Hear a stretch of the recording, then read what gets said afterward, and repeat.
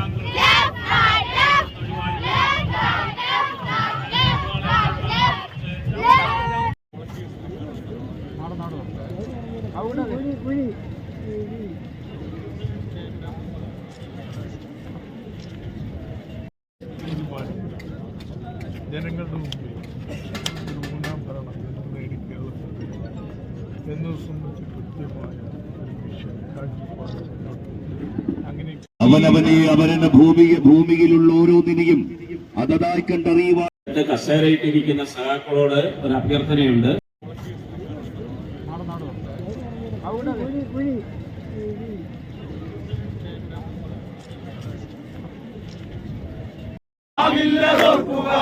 പ്രിയപ്പെട്ട സഹാക്കളെ, റെഡ് വാളിന്റെ